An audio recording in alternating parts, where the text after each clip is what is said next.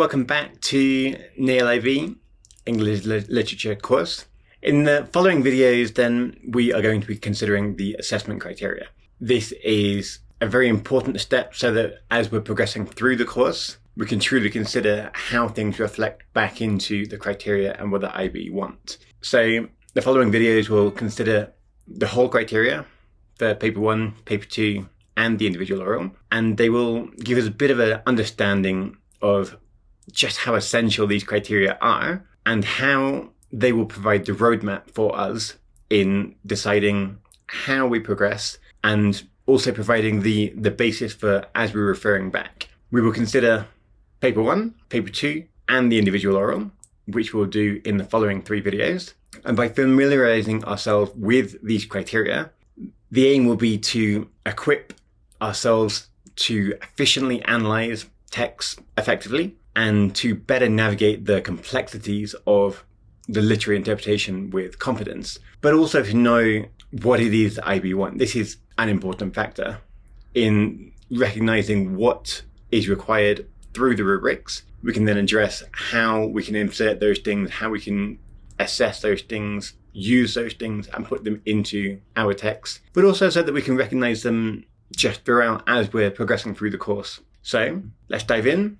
Let's see how these assessment criteria will shape our approach to literary study and analysis. So then the assessment breakdown. We have the rubric as shown there. The rubric we have for all 3, so for the internal assessment and external assessment, along with a bit of a breakdown. So paper 1 is the guided literary analysis. This is externally assessed and it is an hour and 15 minutes long. For the standard level, the weighting is 35% of your overall grade. In paper 1, we will embark on a journey of guided literary analysis. So this is an assessment designed to test our ability to really dissect and interpret an unseen literary passage. So within the 1 hour 15 minutes, we will engage really deeply with one of 2 previously unseen literary passages. These passages are curated carefully to ensure that they represent a variety of literature. However, they will be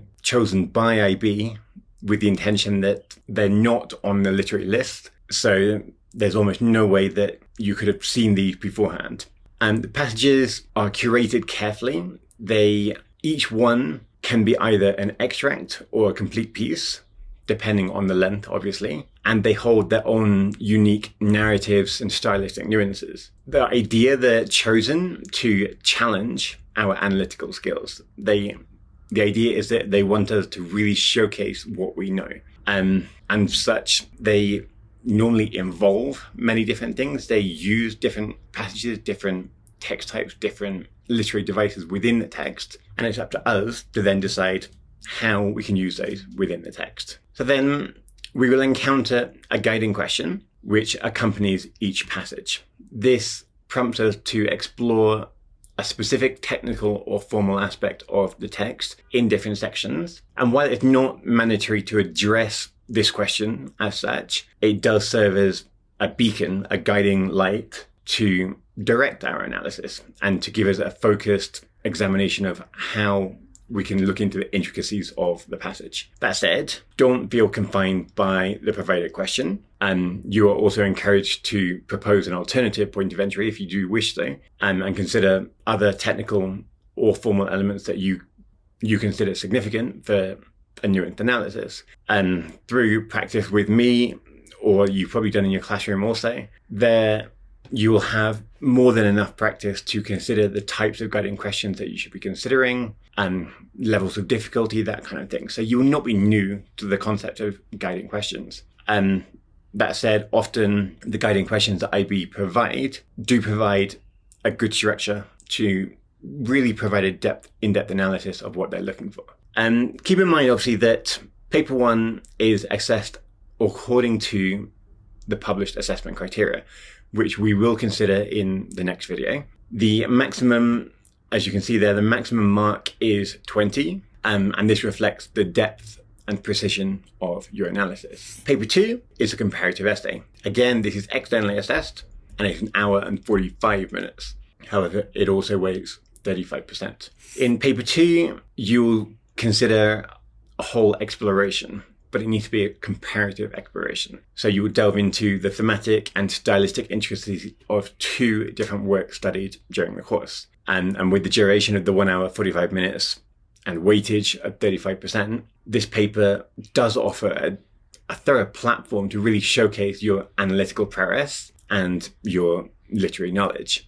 This examination consists of 4 different questions of a general nature. Each of them beckons you to craft a comparative essay. Your task, which we will consider throughout the video, in the classroom, and we'll really focus on throughout, is to select one question, only one, and really meticulously compare and contrast 2 works studied in the course. So these are likely works that you will consider in your classroom that you can consider have a more in-depth analysis of. Throughout the course with me, we will consider a variety of different texts and we will compare, contrast different texts. However, the texts that you choose should be texts that you are familiar with, texts that speak to you, that you feel you could truly analyze and remain interested in analyzing. The format and questions remain consistent across both standard level and high level, and also across language and literature and just literature.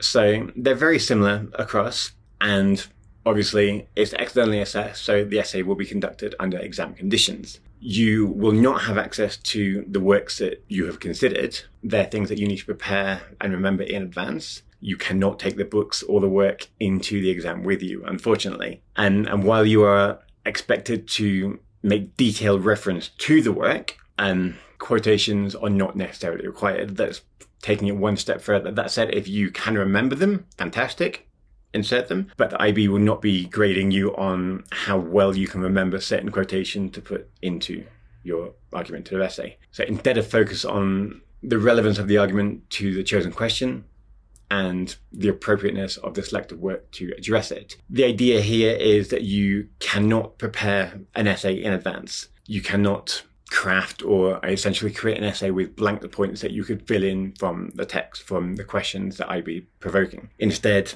this effectiveness is determined by how well you can apply your 2 texts to the prompts provided by IB. Given the massive nature of the course, almost any work studied can be utilized for paper 2, and it is highly recommended that between your teacher in your classroom, you pre-select, say, 3 works in preparation for this paper, which you can do on your own, or you can do with the help of your teacher. And the idea here is that you can really address those 3 texts. Why not 2? 2 could prevent you being able to apply it properly to certain prompts. 3 gives you the ability to choose different text types, which gives you a little bit more flexibility in applying to the IB prompts later on. Whereas just the 2, you may find that it's too rigid, that they don't quite fit, and then you're stuck because you prepared the 2 and you'll have to think on your feet and come up with another one. So the idea here, think of 3 across different text types, and between those 3, really go into depth, analyze them, think of the authors, background, histories, literature, everything we can think of, everything that we will cover through this course of the 3 texts, and we can apply those to this question. This approach will really ensure that we are really well prepared to select the essay question and to respond to it during the exam. And because we will have considered the 3 different texts, then by choosing 2 of those, we can apply them easily. It's important to note that we cannot reuse a work that we have utilized for another assessment component. So if you have considered texts for the internal assessment, these are not works that you can reuse. The performance of paper 2 will be evaluated on the assessment criteria, again published in the next 2 videos, and hopefully that will take you further. Lastly then, we have the internal assessment. The internal assessment is only 15 minutes, and it is a component that is internally assessed by the teacher, yet externally moderated by the IB. IB will decide to select some, and they will take a selection from the school, and they will decide whether the teachers have correctly marked them and they fit with the IB criteria. The idea behind the internal assessment is that you will deliver a prepared response of 10 minutes, which will then be followed by a 5-minute question session led by the teacher. The presentation should consider the portrayal of a global issue. This is vitally important. chosen by you, and throughout the content and form of the 2 works studied in the course. So again, choosing other works to those that you'll use for the comparative essay. And the maximum mark for the individual oral is 40 marks. Okay, it's important here to recognize that paper 1, paper 2 significantly contribute to the assessment, accounting for 70%, while the individual oral is only 30%.